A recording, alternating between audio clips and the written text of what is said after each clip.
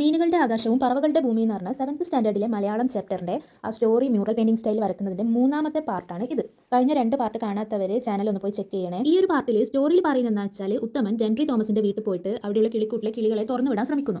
അത് Gentry Thomas കണ്ടിട്ട് അവിടെയുള്ള വേലക്കാരനോട് പറഞ്ഞ് ഉത്തമനെ വേലക്കാരൻ വീട്ടിന് പുറത്തേക്ക് ആക്കാണ്. എന്നിട്ട് ജെൻട്രി തോമസ് അവരെ ഗേറ്റിന്റെ അവിടെ നിന്ന് ആ കിളിക്കൂട്ടിലേക്ക് തന്നെ നോക്കും. എന്നിട്ട് ആ കിളിക്കൂട്ടിലെ കിളികളെ തുറന്നിളക്കാത്ത നിരാശയും അവൻ കാണിക്കുന്നുണ്ട്. ഇതാണ് സ്റ്റോറിയിലുള്ളത്. അപ്പോൾ ഞാൻ ഇതിൽ എന്റേതായ രീതി ചെയ്തിരിക്കുന്നതെന്ന് വെച്ചാൽ ഉത്തമൻ ആ പക്ഷികളോടുള്ള സ്നേഹം കാണിക്കുന്നുണ്ട്. ആ കൂട്ടിലുള്ള പക്ഷികളെ ഇങ്ങനെ കെട്ടിപ്പിടിക്കുന്ന പോലെയായിട്ട് അവർ സ്നേഹം കാണിക്കുന്നുണ്ട്. അവർ തുറന്നിളക്കാൻ പറ്റാത്തതിന്റെ ഒരു വിഷമവും ഒക്കെ കാണിക്കുന്നുണ്ട്.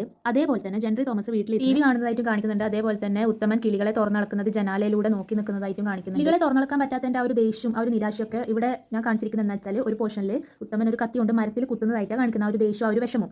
അപ്പോൾ കത്തി ഞാൻ അവിടെ പെയിന്റ് ചെയ്യാൻ വിട്ടുപോയിട്ടുണ്ട്. അപ്പോൾ ഈ വീഡിയോ നോക്കുമ്പോഴാണ് ഞാൻ കാണുന്നത് തന്നെ. പിന്നെ ഇതിൽ ജെൻട്രി തോമസിന്റെ വീടും പുറത്ത് തൂക്കിയിട്ട് ആ കിളിക്കൂടും കാണിക്കും. തേർഡ് പാർട്ടിൽ ഞാൻ ഇതൊക്കെയാണ് ഉൾപ്പെടുത്തിയിട്ടുള്ളത്. അപ്പോൾ ഈ വീഡിയോ ഇഷ്ടപ്പെട്ട ആരും ലൈക്കും ഷെയറും സബ്സ്ക്രൈബും കമന്റും ഒന്നും മറക്കണ്ട. നിങ്ങൾ എന്തായാലും സപ്പോർട്ട് ചെയ്യണം. നിങ്ങളെ സപ്പോർട്ട് ഉണ്ടെങ്കിൽ എനിക്ക് മുന്നോട്ട് നല്ല നല്ല വീഡിയോ ഇടാൻ വേണ്ടി പറ്റുള്ളൂ. വീഡിയോ കാണുന്ന 98% പേരും സബ്സ്ക്രൈബ് ചെയ്യാതെ കാണുന്നത്. അപ്പോൾ നിങ്ങൾ എന്തായാലും സപ്പോർട്ട് ചെയ്യാൻ മറക്കില്ല. 4th പാർട്ടായിട്ട് ഞാൻ നാളെ വരാം.